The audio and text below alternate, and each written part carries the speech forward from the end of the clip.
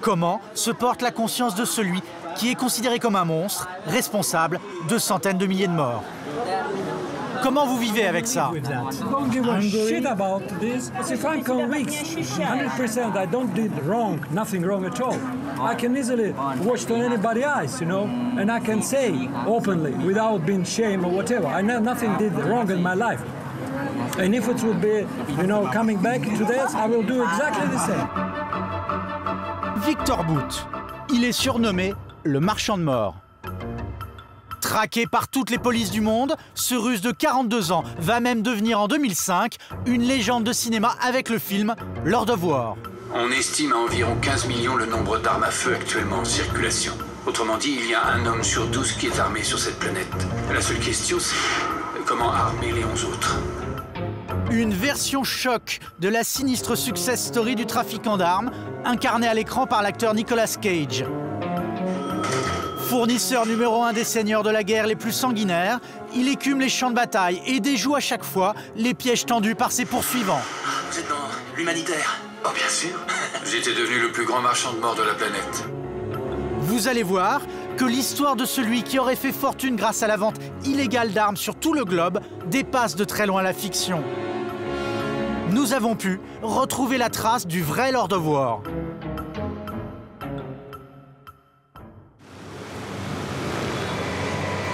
Nous sommes à Bangkok, en Thaïlande.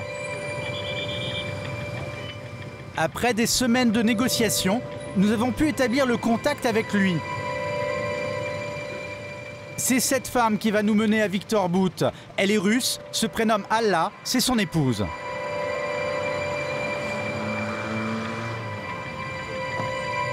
Au bout du rouleau, elle défend bec et ongles son mari dépeint comme un monstre cynique par Hollywood. Ce film est un pur fantasme hollywoodien qui n'a rien à voir avec la vie de mon mari. Victor n'a aucun point commun avec ce héros. Même les agents américains, quand ils s'adressent à la cour, disent « Vous avez vu le film, vous savez qui est Victor Bout ». Il n'empêche, son mari a été arrêté ici il y a 12 mois. Bout était venu en Thaïlande pour négocier la vente de 800 missiles solaires avec des représentants d'une organisation terroriste colombienne. Le Russe va en fait tomber dans un piège tendu par les services américains, 6 mois qu'ils le pistaient. Vous savez combien les Américains ont dépensé pour capturer votre mari? 10 à 12 millions de dollars, peut-être même plus. Ça veut dire qu'ils voulaient vraiment l'attraper. Direction le tribunal de Bangkok. C'est là que nous allons retrouver l'homme suspecté d'être le plus important trafiquant d'armes de la planète. Au milieu des prisonniers de droit commun thaï, un occidental, c'est lui, Victor Bout. Depuis 1 an derrière les barreaux, le Russe nie tout en bloc. Son passé est auréolé de mystère. Bout serait né au Tadjikistan. Passé par les rangs de l'armée soviétique, il se lance au début des années 90 dans les affaires et se retrouve presque miraculeusement à la tête d'un empire du transport aérien. Alors qu'il attend de comparaître devant la cour, nous parvenons à organiser une interview avec lui. Combien de temps nous pouvons parler? Ok, 20 minutes, ok.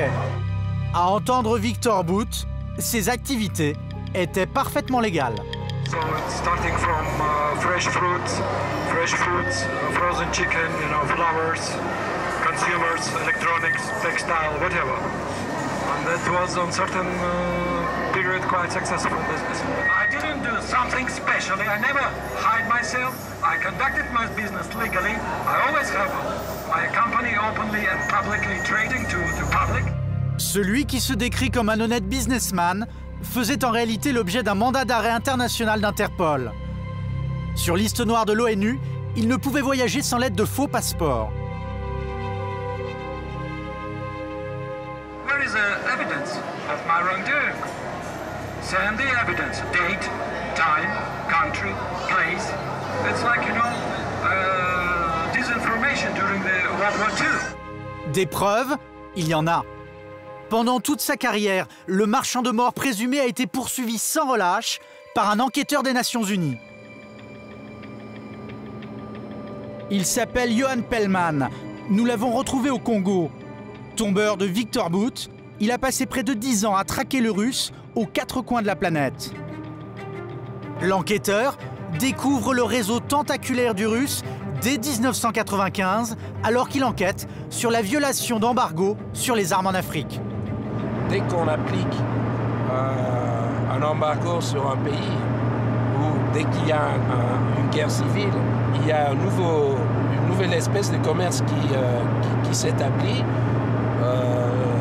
C'est le commerce du marché noir, où les profits sont beaucoup plus grands.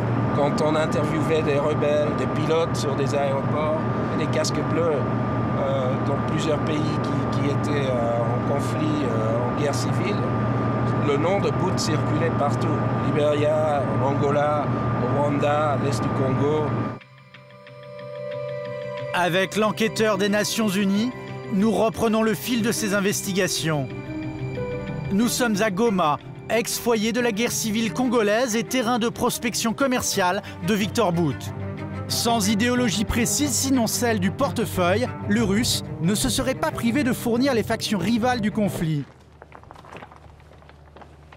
Dans ces conteneurs de l'ONU, des centaines d'armes saisies aux milices rebelles, clientèle favorite de Victor Bout. Il s'agit principalement de Kalachnikov, fabriqués dans les anciens pays du bloc de l'Est. Robuste, pas cher, le nec plus ultra sur le marché de la mort à prix cassé. On peut acheter des armes d'occasion comme ça, entre 50 et 100 dollars ici au Congo ou dans d'autres zones instables en Afrique. Ce qui veut dire que pour 5 000 dollars, on peut se créer une petite rébellion de 100 personnes. C'est ces types d'armes qui ont été livrées en grande quantité par Victor Bout et ses avions. Il y avait des livraisons dans les 48 heures ou dans les 24 heures. Des armes servies sur un plateau à Victor Bout après la chute de l'Empire soviétique, comme le raconte le film Lord of War. Les arsenaux militaires des anciens pays de l'Est se retrouvent à l'abandon. C'est là que le trafiquant russe se serait fourni. Il y en a trafiqué beaucoup en Afrique comme ça? On peut parler de centaines de vols avec ces avions 40 tonnes pleins de Kalash, ouais. C'est un gros business. On parle facilement de 100 000 dollars pour un vol.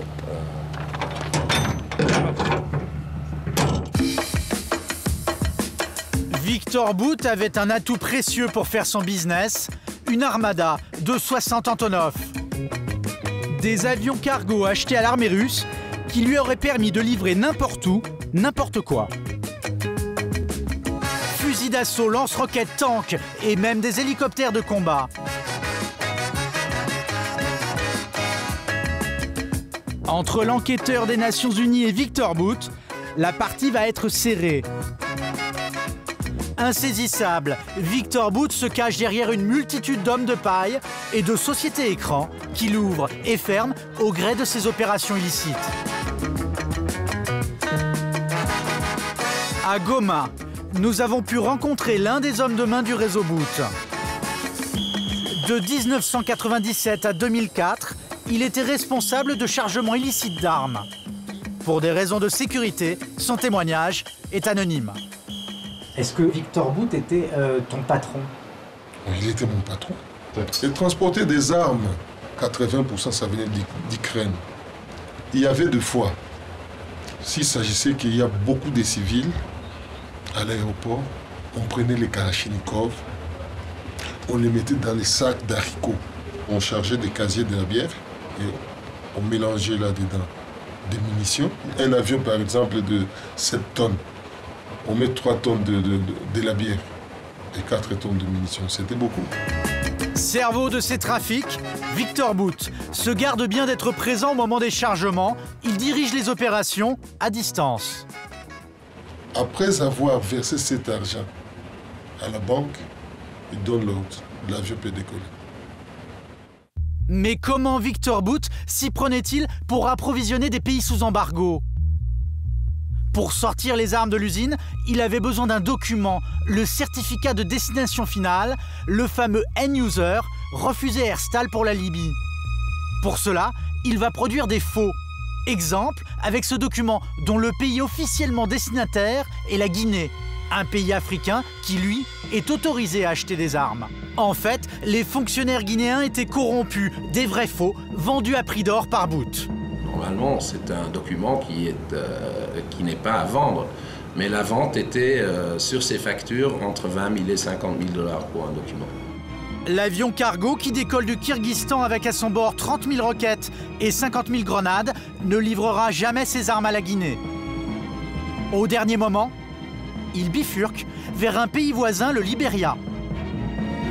Dominé par un client régulier de Booth, le seigneur de la guerre Charles Taylor, aujourd'hui poursuivi pour crimes contre l'humanité. Des centaines de vols, des millions d'armes écoulées, impossible d'estimer la fortune qu'aurait amassée Victor Bout pendant près de 15 années de trafic. Face à ces preuves, le Russe crie au grand complot international.